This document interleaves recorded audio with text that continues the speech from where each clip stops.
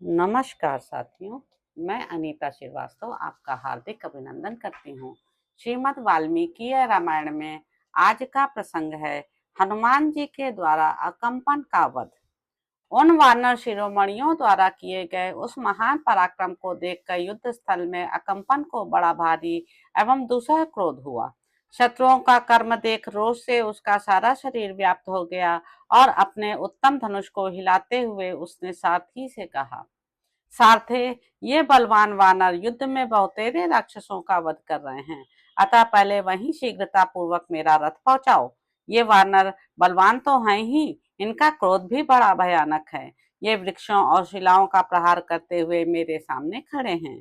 ये युद्ध की प्रहार रखने वाले हैं, अतः मैं इन सब का वध करना चाहता हूँ। इन्होंने सारी राक्षस सेना को मत डाला है, यह साफ दिखाई देता है। तदंतर तेज चलने वाले घोड़ों से जुते हुए रथ के द्वारा रथियों में श्रेष्ठ अकम्पन दूर से ही बाण समूहों की वर्षा करता हुआ उन वानरों पर टूट पड़ा। अकम्पन के बाणों से घायल हो सभी वानर भाग चले। वे युद्ध स्थल में खड़े भी न रह सके, फिर युद्ध करने की तो बात ही क्या है।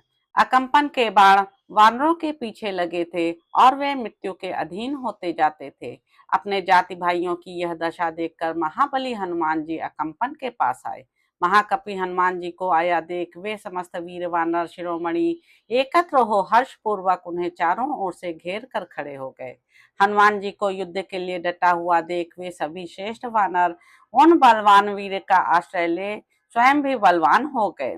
पर्वत के समान विशालकाय हनुमान जी को अपने सामने उपस्थित देख अकम्पन उन पर बाणों की फिर वर्षा करने लगा, मानो देवराज इंद्र जल की धारा बरसा रहे हों। अपने शरीर पर गिराए गए उन वाण समूहों की परवाह न करके महाबली हनुमान ने अकम्पन को मार डालने का विचार किया। फिर तो महान तेजस्वी पवन कुमार हनुमान महान अट्टहास करके पृथ्वी को कपाते हुए से उस राक्षस की ओर दौड़े।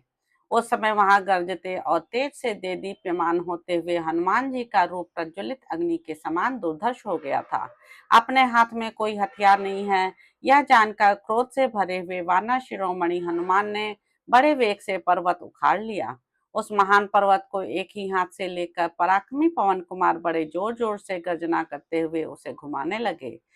फिर उन्होंने राक्षस राज अकम्पन पर धावा किया, ठीक उसी तरह जैसे पूर्व काल में देवेंद्र ने वज्र लेकर युद्ध स्थल में नमूची पर आक्रमण किया था। अकम्पन ने उस उठे हुए पर्वत शिखर को देख अर्धचंद्राकार विशाल बाणों के द्वारा उसे दूर से ही विदीर्ण कर दिया। उस राक्षस के बाण से विदीर्ण हो वह पर्वत शिखर आकाश में ही बिखर कर गिर पड़ा। यह देखकर हनुमान जी के क्रोध की सीमा न रही। फिर रोष और दर्प से उन वानरवीर ने महान पर्वत के समान ऊंचे अश्वकर्ण नामक वृक्ष के पास जाकर उसे शीघ्रता पूर्वक उखाड़ लिया। विशाल तने वाले उस अश्वकर्ण को हाथ में लेकर महातेजस्वी हनुमान ने बड़ी प्रसन्नता के साथ उसे युद्ध भूमि में घुमाना आरंभ किया। प्रचंड क्रोध से भरे हुए हनुमान ने बड़े वेग से दौड़कर कितने ही वृक्षों को तोड़ डाला और पैरों की धमक से वे पृथ्वी को भी विदीर्ण सी करने लगे।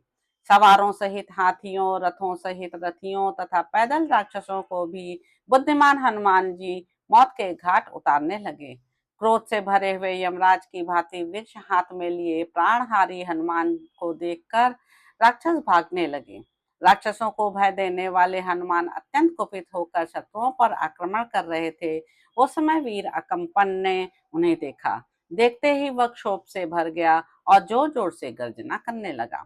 अकम्पन ने देह को विदीर्ण कर देने वाले 14 पैने बाण मारकर महापराक्रमी हनुमान को घायल कर दिया।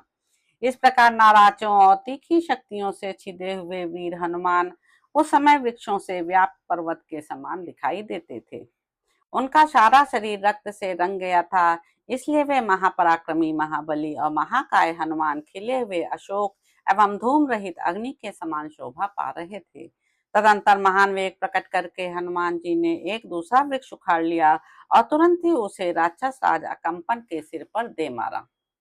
क्रोध से भरे हुए वानर श्रेष्ठ महात्मा हनुमान के चलाए हुए उस वृक्ष की गहरी चोट खाकर राक्षस अकम्पन पृथ्वी पर गिरा और मर गया।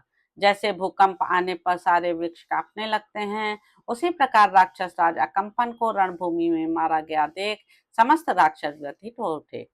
वानरों के खदेड़ने पर वहां परास्त हुए वे सब राक्षस अपने अस्त्र शस्त्र फेंक कर डर के मारे लंका में भाग गए। उनके केश खुल गए थे, वे घबरा गए थे और पराजित होने से उनका घमंड चूर चूर हो गया था। भय के कारण उनके अंगों से पसीने चू रहे थे और इसी अवस्था में वे भाग रहे थे। भय के कारण एक दूसरे को कुचलते हुए वे भागकर लंकापुरी में घुस गए। भागते समय वे बारंबार पीछे घूम घूम कर देखते रहते थे। उन राक्षसों के लंका में घुस जाने पर समस्त महाबली वानरों ने एकत्र हो वहां हनुमान जी का अभिनंदन किया। उन शक्तिशाली हनुमान जी ने भी उत्साहित हो यथा योग्य अनुकूल बर्ताव करते हुए उन समस्त वानरों का समादर किया। तत्पश्चात विजयोल्लास से सुशोभित होने वाले वानरों ने पूरा बल लगाकर उच्च स्वर से गर्जना की और वहां जीवित राक्षसों को ही पकड़ पकड़ कर घसीटना आरंभ किया। जैसे भगवान विष्णु ने शत्रुनाशन महाबली भयंकर एवं महान असुर मधुकैटभ आदि का वध करके वीर शोभा का वर्ण किया था, उसी प्रकार महाकपि हनुमान ने राक्षसों के पास पहुंचकर उन्हें मौत के घाट उतार वीरोचित शोभा को धारण किया। उस समय देवता महाबली श्री राम, लक्ष्मण, सुग्रीव आदि वानर तथा अत्यंत बलशाली विभीषण ने भी कपिवर हनुमान जी का यथोचित सत्कार किया। तो इस प्रकार साथियों, युद्ध कांड में निहित 56वां सर्ग यहाँ पर समाप्त होता है। इसके अगले अंक में आप जानेंगे कि प्रहस्त का रावण की आज्ञा से विशाल सेना सहित युद्ध के लिए प्रस्थान। तो अब आपसे अगले अंक में मुलाकात होगी। मेरे यूट्यूब चैनल संवाद विद अनीता को लाइक करें, शेयर करें, सब्सक्राइब करें। धन्यवाद साथियों।